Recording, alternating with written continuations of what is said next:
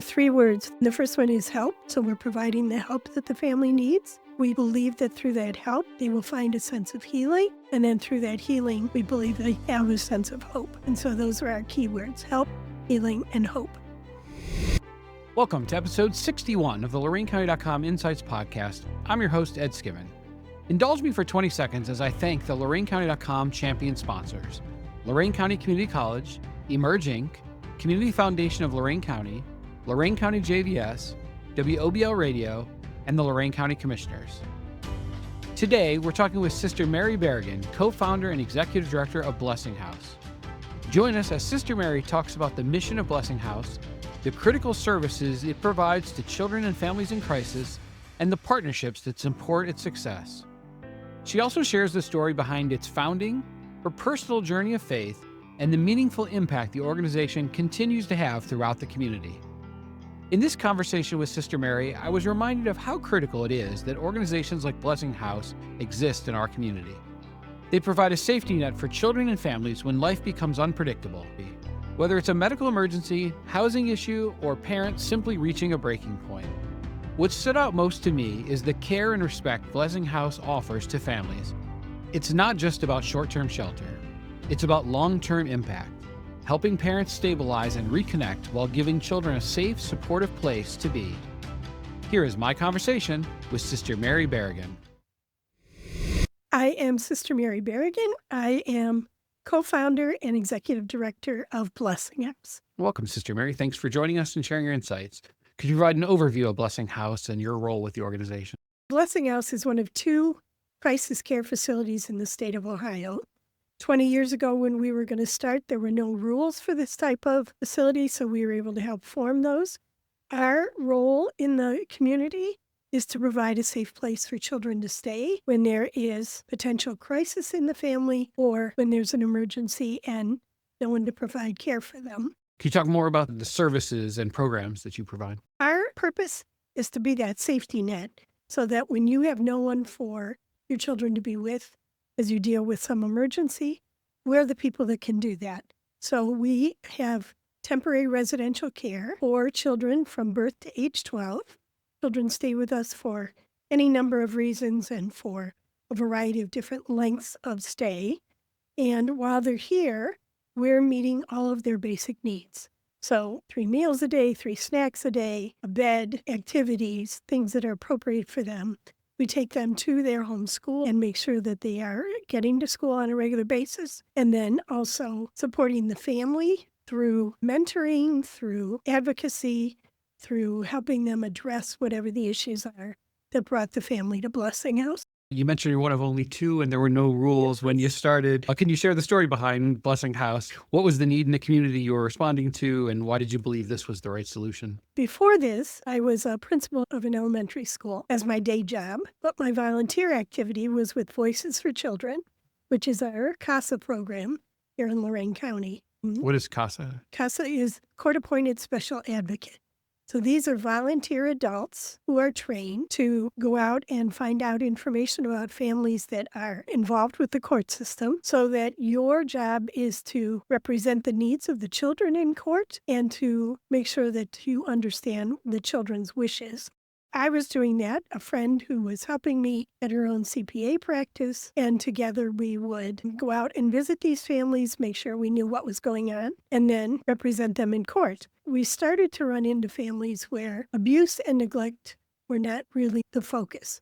Rather, the family got overwhelmed, kids got lost in the shuffle, and people were not aware of the needs of the children, perhaps. So I called her one day and said, gosh, I think it'd be great if there was a big house somewhere and we could bring the children in, take care of the children while the family works on whatever is going on at that point. And she, being far more detail-oriented, was silent for quite a while and then said, do you have any idea what you're suggesting? I still think it's a great idea. So we began to look into it. And at that time, 20-some years ago, there were only about 70 to 80 of these in the United States.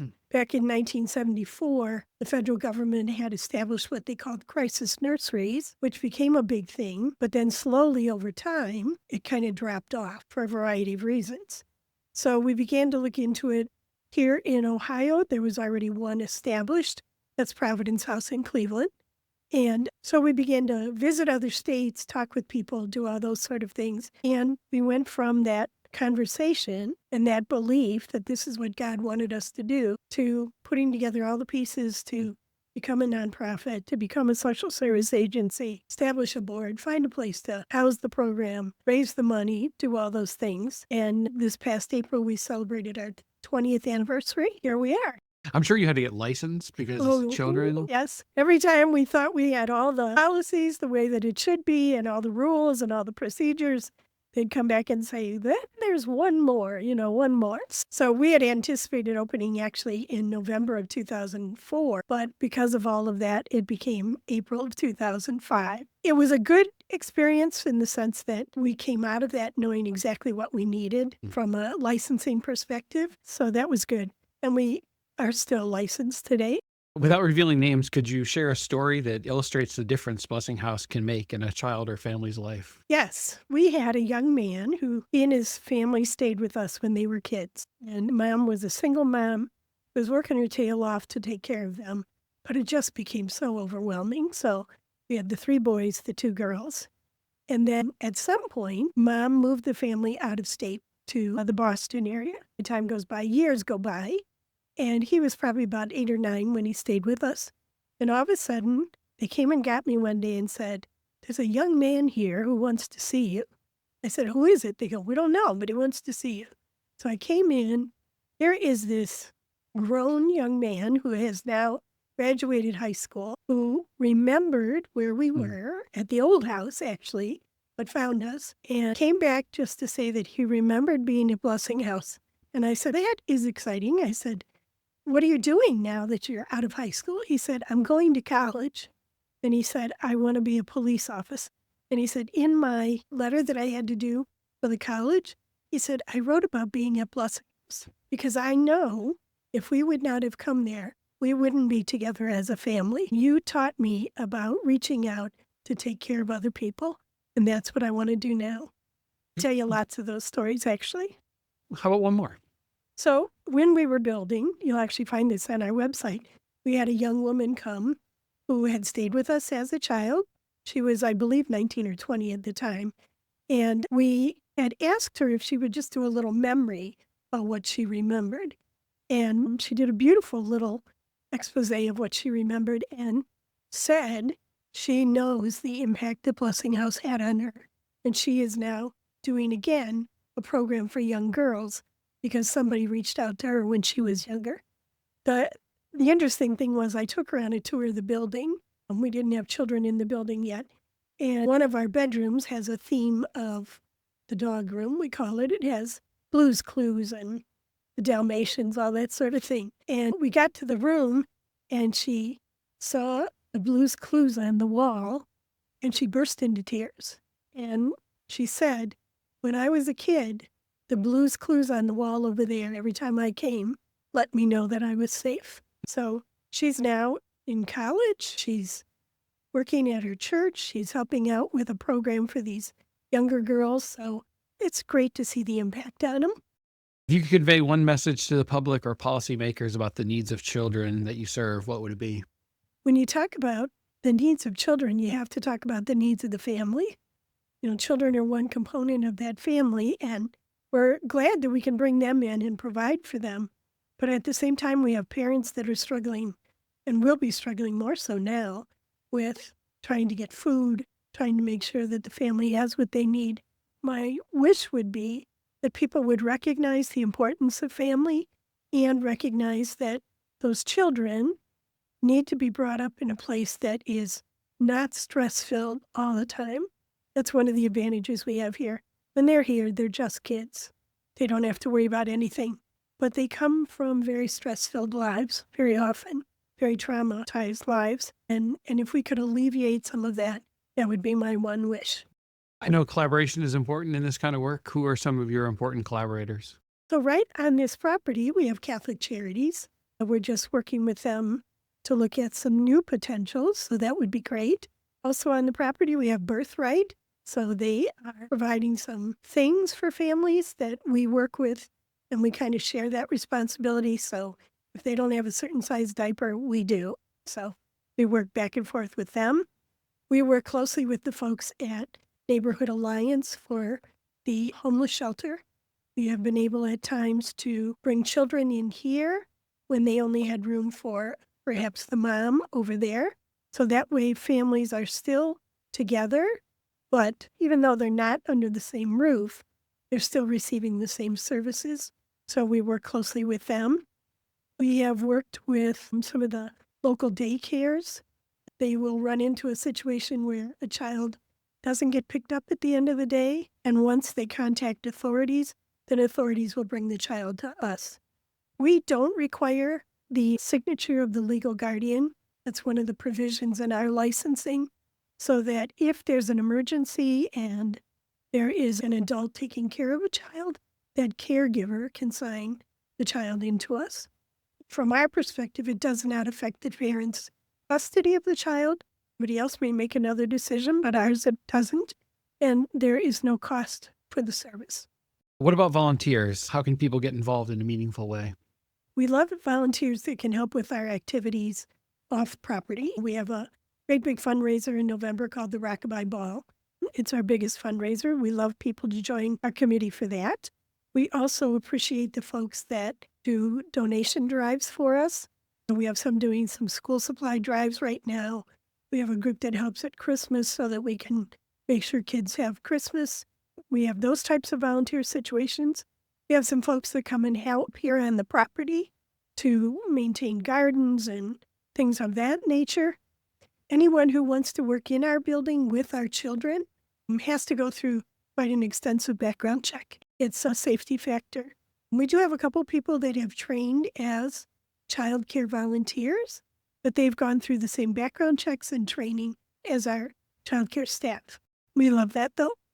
How is Blessing House funded? I know you mentioned the Rockabye Ball, which I've attended a few times. What are your different sources of funding? So we have quite a few. We do have some government funding, especially at the state level. A few years ago, they managed to fit us in as one of their line items, so we do have that. We have been very blessed to have the support of the foundations here in Lorain County and beyond. So they're the ones that really helped to get us started with the foundation, so we're grateful for that. We do have a strong donor base of folks that reach out on a regular basis with support for us. And then we do have a lot of folks that do the support through an in-kind donation. So we'll get calls that say, I was at Costco and saw these outfits, can I bring them? Or shoes, another big thing, all those things that children need. So we have a lot of support that way. Specific to Lorain County, what are some of the biggest challenges that you're seeing? Children have changed since COVID. And you can talk to anybody that deals with children, and that's one of the factors. And we also find that homelessness is a big issue. We've worked with families that were living in abandoned houses, and we've had a couple that were living camped out somewhere. Housing is always a big issue. And when you have children who, as you take them to school, say, I used to live there, I used to live there, I used to live there, and they're in first grade, that inconsistency and instability for them is really a challenge. So housing is a big issue, and then just the family needs. How do you envision the future of Blessing House in the next 5 or 10 years? What growth or changes do you see? We're really good at the care of the children. We're very good at that. We're trying to do some more wraparound services for parents, both those whose children are with us and also families in the community that could benefit from some of that support, even if the children aren't with us. So that focus for services really for us is how to mentor, how to address trauma issues that people are dealing with, how to make sure we're supporting them. We do a grandparent support group, those who are raising grandchildren, and we also do parent support activities. So those are open not only to in-house families, but to the community. So we really want to grow that aspect. Let's switch over and talk about you. What's your background? I know you said you were a principal before. What led you to this role? So I was a teacher for 13 years and a principal for 12 years in Catholic elementary schools. And then, as I said, got involved with Voices for Children. Probably the funniest thing was my interview for that. I said to the person interviewing, listen, I'm a nun, so I don't know babies. And I've been working with elementary children so I don't need teenagers. And the woman said, okay. And then my first case was a 17-year-old who had just given birth to her first baby. And I really think that was a turning point, quite honestly. It just said to me, here's where the need is going to be. Not just those young moms, but moms who are overwhelmed, moms who have nobody really to support them. You've alluded to it a little bit, but how does your faith influence your mission and day-to-day work at Blessing House? I wouldn't be doing this if I didn't believe that's what God wanted. Once we said yes to this, we knew that there would be a lot of challenges. We were aware of that. But boy, were we amazed with how many of those challenges kind of drifted away, and we knew God had us on the right path. Faith is a big thing in terms of just knowing that we can offer hope to families, offer hope to children. It's kind of like, here's the faith piece doing it, and the outcome we want is the hope that they feel.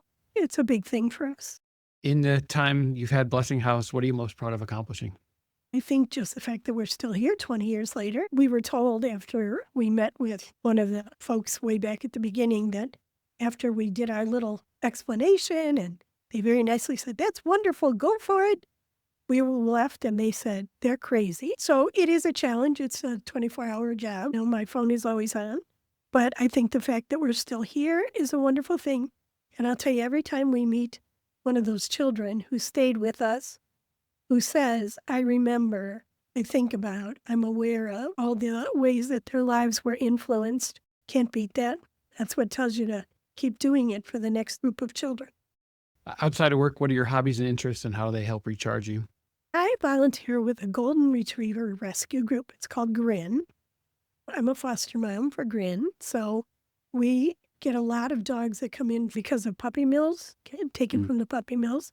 And my wonderful opportunity is take this shut down dog and help them become a happy-go-lucky dog that can go to a family. That's what kind of balances for me some of the things we see here. It's a little bit alike in some ways because everybody comes in with something they've experienced, but with the dogs, their recovery is often a little bit quicker than for, our kids. So it just gives you that sense of it can happen. Finally, where can people go to get more information about Blessing House and connect with you? So our website is www.blessinghouse.org. We also have a Facebook page and an Instagram page. And then our number here is 440-240-1851. Thank you, Sister Mary, for the work you're doing and joining us and sharing your insights. Thank you for the opportunity. Thank you for listening to the LoraineCounty.com Insights Podcast. Each episode, we share conversations with the people shaping life in Lorain County, from business and government to education, nonprofits, healthcare, and entertainment. Be sure to follow or subscribe on your favorite podcast platform so you never miss an episode. You can also visit LoraineCounty.com to discover local events, volunteer opportunities, and more community resources. If you know someone who's making a difference in Lorain County, send us a note at podcast@LoraineCounty.com. We would love to share their story and insights. Special thanks to our producer, Leah Gerke, and to you for listening. This has been the LoraineCounty.com Insights Podcast, conversations with the people shaping Lorain County.